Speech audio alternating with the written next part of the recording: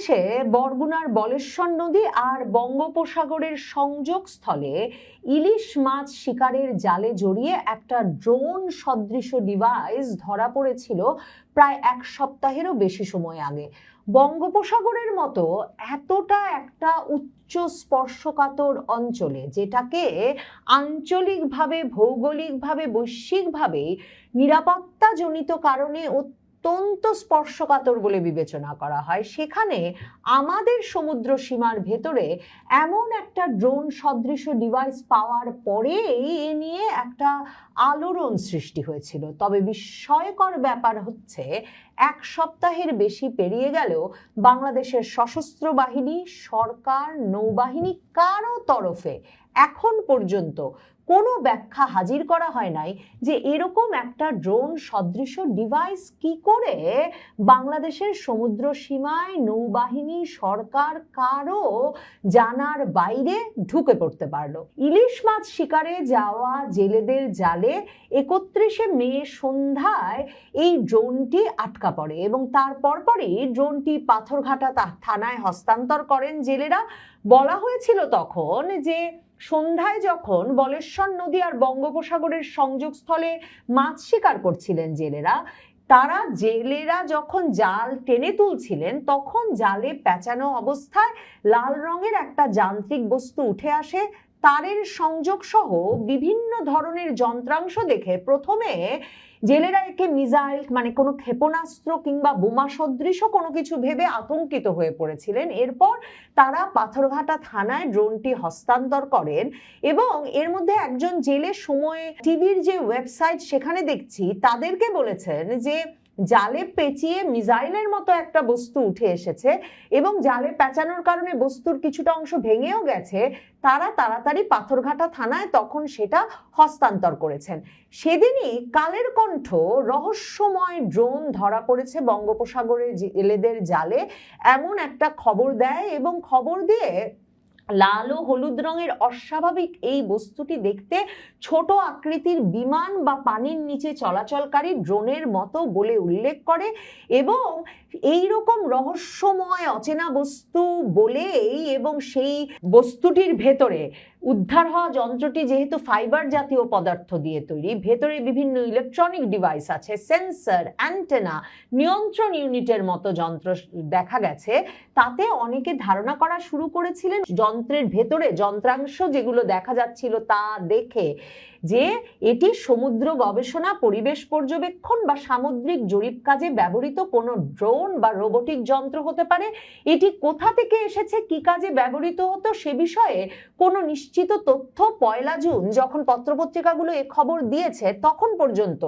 জানা যায় নাই। কিন্তু সন্দেহ শুরু হয়ে গেছিল যে এটি সমুদ্র গবেষণার কোনো বস্তু অথবা বিদেশি সংস্থার সামুদ্রিক পর্যবেক্ষণ ডিভাইস বলে ধারণা করা যায়। মানে ভাবেন, আমাদের সমুদ্র সীমায় আমরা যদি সমুদ্র গবেষণার কোনো যন্ত্র না বসাই কিংবা সামুদ্রিক পর্যবেক্ষণ ডিভাইস না বসাই, তাহলে সেখানে কোনো ডিভাইস, কোনো গবেষণা, কোনো নজরদারি, কোনো কিছু করবার কিন্তু আর কোনো দেশের এখতিয়ার নাই। এবং বঙ্গোপসাগরটা এতটা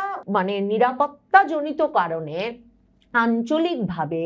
এতটা গুরুত্বপূর্ণ একটা জায়গা বলেই কিন্তু মার্কিন যুক্তরাষ্ট্রের যে সর্বসাম্প্রতিক যে নিরাপত্তা কৌশল, সেটাতে দেখবেন স্পষ্টভাবে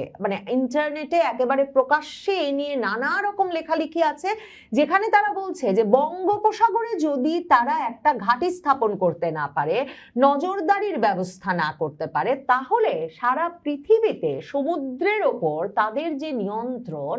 এবং সমুদ্র রক্ষায় তাদের যে উদ্যোগ, সেটা ভেস্তে যাওয়ার একটা সম্ভাবনা আছে। মার্কিন নিরাপত্তা এতে লঙ্ঘিত হতে পারে। আসল কথা, মার্কিন আধিপত্য এই বঙ্গোপসাগরে এসে মার্কিন যুক্তরাষ্ট্র ঘাঁটি করতে না পারা পর্যন্ত নিশ্চিত করা যাচ্ছে না। মার্কিন যুক্তরাষ্ট্রের সবচেয়ে বড় আগ্রহের আরেকটা কারণ যে এই বঙ্গোপসাগর থেকে সে চীন, ভারত, নানা পক্ষের ওপর নজরদারি করতে পারে। তবে নিরাপত্তার ক্ষেত্রে যেহেতু মার্কিন যুক্তরাষ্ট্র এবং ভারত ইন্দো প্যাসিফিক অঞ্চলে মার্কিন যুক্তরাষ্ট্রের নীতি অনুযায়ী তারা মিত্র মিত্র দেশ, কাজেই এই মার্কিন যুক্তরাষ্ট্রের বঙ্গোপসাগরে ঘাঁটি করার বহু বছরের যে লোভ এবং চাপ, তার মূল কারণ তারা এখান থেকে চীনের ওপর নজরদারি করতে চায়। আরেকটা গুরুত্বপূর্ণ কারণ, যে কারণে এটা গবেষণার যন্ত্র কিনা সেটা খুব গুরুত্বপূর্ণ হয়ে ওঠে, যে তারা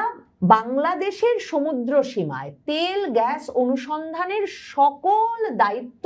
মার্কিন কোম্পানিকে দিয়ে দেওয়া হোক এবং এর মাধ্যমে তারা বিভিন্ন মনিটরিং যন্ত্র বসানোর একটা অবাধ সুযোগ পাক, এই চাপ কিন্তু মার্কিন যুক্তরাষ্ট্র দীর্ঘ সময় ধরে বাংলাদেশে দিয়ে আসছে। 2008-এ শেখ হাসিনা সরকার ক্ষমতায় আসবার পর থেকেই এ চাপ অব্যাহত ছিল, যাতে মার্কিন প্রতিষ্ঠানগুলোকেই বঙ্গোপসাগরে তেল গ্যাস অনুসন্ধানের দায়িত্ব দেয় শেখ হাসিনা সরকার। এমনকি 2023 সালের সর্বশেষ নির্বাচনের আগে আগে মার্কিন বহুজাতিক কোম্পানি ভীষণ প্রভাবশালী এক্সন মোবিল, তারা $30 বিলিয়ন বিনিয়োগ চুক্তি নিয়ে বাংলাদেশে আসে, যে বঙ্গোপসাগরে তেল গ্যাস অনুসন্ধানের পুরো দায়িত্বটা যাতে তাদেরকে দিয়ে দেওয়া হয়। এবং 2024-এ শেখ হাসিনা আবার নির্বাচন করছেন বিএনপি জামাতকে ছাড়া, এমন একটা পরিস্থিতিতে যখন ভীষণ চাপ মার্কিন যুক্তরাষ্ট্রের, তখন মার্কিন যুক্তরাষ্ট্র এই দর কষাকষিটাও করতে চেয়েছিল যে শেখ হাসিনা থাকতে পারবেন যদি তিনি এই বঙ্গোপসাগরে এক্সন মোবিল এবং মার্কিন কোম্পানিগুলোকে তেল গ্যাস অনুসন্ধান সহ অবাধ একটা গবেষণা, সম্পদ আহরণ এবং অবস্থানের সুযোগ করে দেন। কিন্তু সে সময়ও শেখ হাসিনা সরকার সিদ্ধান্ত নেয় যে এই বিষয়ে তারা দেখে শুনে বুঝে সিদ্ধান্ত নেবে এবং মার্কিন যুক্তরাষ্ট্রকে বঙ্গোপসাগরে অ্যাক্সেস দিয়ে দিলে, বঙ্গোপসাগরে অবাধ বিচরণ এবং কাজ করার ব্যবস্থা করে দিলে এই অঞ্চলের যে নিরাপত্তা ভারসাম্য নষ্ট হবে, চীন যে রুষ্ট হবে, আর মার্কিন যুক্তরাষ্ট্রের বঙ্গোপসাগরে এমন শক্তিশালী অবস্থানে যে ভারতও অস্বস্তিতে পড়বে, এসব মাথায় রেখে তখন শেখ হাসিনা সরকার কিন্তু চীন ভারত আঞ্চলিক নিরাপত্তা ভারসাম্য এসবের কথা বিবেচনা করে মার্কিন যুক্তরাষ্ট্রের কাছে নতি স্বীকার করে নাই। কিন্তু এখন দেখা যাচ্ছে মার্কিন যুক্তরাষ্ট্র বাংলাদেশের নৌবাহিনী, সশস্ত্র বাহিনী কি ভাবলো না ভাবলো, সরকার কি ভাবলো, এসবের সম্ভবত পরোয়া না করে গবেষণার ড্রোন কিংবা নজরদারির ড্রোন কিংবা তেল গ্যাস সম্পদ কোথায় কোথায় আছে সেসব অনুসন্ধানের ড্রোন বাংলাদেশের সমুদ্র সীমায় পাঠিয়ে দিয়েছে। যেহেতু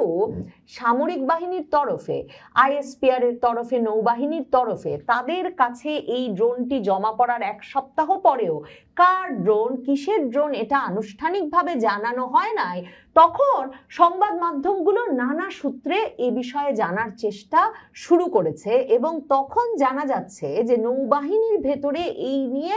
চরম একটা বিস্ময়, যে কি করে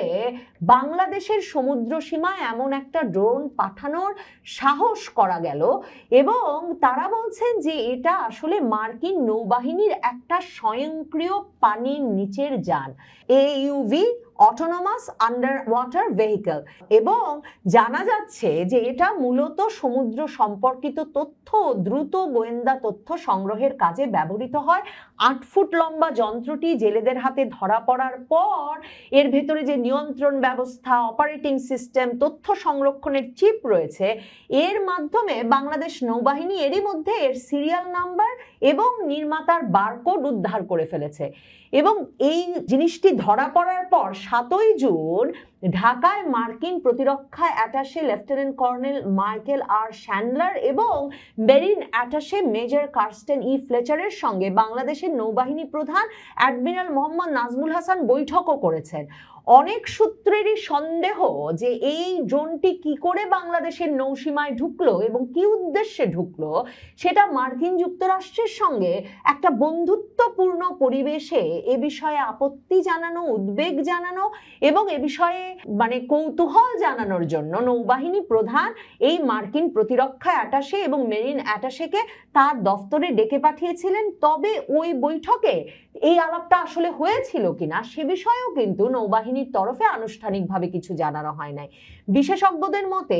বরগুনার উপকূলে এমন উন্নত মানের মার্কিন সামরিক নজরদারি যন্ত্রের উপস্থিতি বঙ্গোপসাগরে গোপন পানির নিচের পর্যবেক্ষণ কার্যক্রম নিয়ে প্রশ্ন তুলেছে, কারণ বঙ্গোপসাগর বর্তমানে বিভিন্ন দেশের ভূ রাজনৈতিক প্রতিযোগিতার যেহেতু একটা গুরুত্বপূর্ণ ক্ষেত্র হয়ে উঠেছে, তখন অনেকেই সন্দেহ করছেন যে যদি মার্কিন যুক্তরাষ্ট্র এরকম ড্রোন এখানে পাঠিয়ে থাকে, তাহলে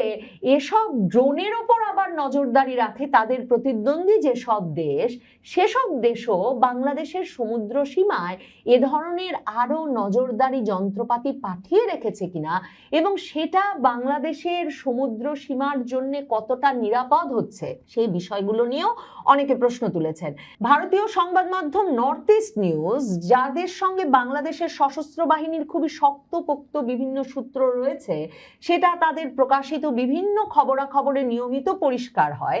সেই নর্থ ইস্ট নিউজ লিখছে যে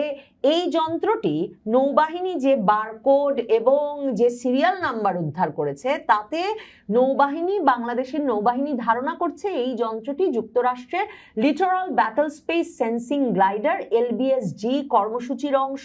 এবং এর নির্মাতা যুক্তরাষ্ট্রের ম্যাসাচুসেটস অঙ্গরাজ্য ভিত্তিক টেলিডাইন ব্রাউন ইঞ্জিনিয়ারিং এবং টেলিডাইন ওয়েব রিসার্চ। 2023 সাল পর্যন্ত বিশ্বের বিভিন্ন সমুদ্রে মার্কিন নৌবাহিনী ঘোষণা জানান দিয়ে এ ধরনের 200টিরও বেশি যন্ত্র মোতায়েন করেছিল। বর্তমানে সংখ্যাটা আরো বেড়েছে বলে এখন ধারণা করা যাচ্ছে যে অনেক আনডিসক্লোজ লোকেশন, মানে যেসব জায়গার কথা জানায় নাই মার্কিন বাহিনী, সেসব জায়গায়ও এই ড্রোন তারা পাঠিয়ে রেখেছে। এবং এই যন্ত্র কি কাজ করে জানা যায় যে এই গ্লাইডার বা স্বয়ংক্রিয়ভাবে চলমান এই ভেহিকেলগুলো সমুদ্রের বিভিন্ন গুরুত্বপূর্ণ তথ্য যেমন সরবরাহ করে, যে পানির তাপমাত্রা কত, লবণাক্ততার মাত্রা কত, পানির স্বচ্ছতা কত, সমুদ্র তলের অবস্থা কত, মানে মনে রাখবেন এমনকি কোন যুদ্ধ জাহাজ কোন উপকূলে পাঠানো যাবে, কোথায় পাঠানো যাবে, কি ধরনের যন্ত্রের মাধ্যমে কত দূর পর্যন্ত নজরদারি করতে হবে, সেসবের জন্যও কিন্তু এই তথ্যগুলো অত্যন্ত গুরুত্বপূর্ণ। এবং এসব তথ্য ব্যবহার করা হয় এরপরে নৌবাহিনীর অভিযান পরিচালনায়, সাবমেরিন শনাক্ত ও মোকাবেলায়, সমুদ্রে পাতা মাইন শনাক্ত ও নিষ্ক্রিয় করতে, সোনার ব্যবস্থার কার্যকারিতা বাড়াতে, এবং মার্কিন নৌবাহিনী অনেক সময় হেলিকপ্টার থেকেও সমুদ্রে এসব গ্লাইডার ফেলে দেয়। 2023 সালে তারা হেলিকপ্টার থেকে সফলভাবে একটা টেলিডাইন স্লোকাম গ্লাইডার সমুদ্রে নামানোর প্রদর্শনীও করেছিল। মধ্যপ্রাচ্যের উপসাগরীয় অঞ্চলে হরমুজ প্রণালী, বাব আল মান্দের প্রণালী, সুয়েজ খাল এলাকায়, আইসল্যান্ড উপকূলে, ইউরোপের বিভিন্ন নৌমহড়ায় এবং 6000 মিটার পর্যন্ত গভীর সমুদ্রে জরিপ কাজ চালাতে এই যন্ত্রটি মার্কিন নৌবাহিনী ব্যবহার করে থাকে বলে তথ্য পাওয়া যায়। এখন কোন সামরিক গোয়েন্দা কাজে কিংবা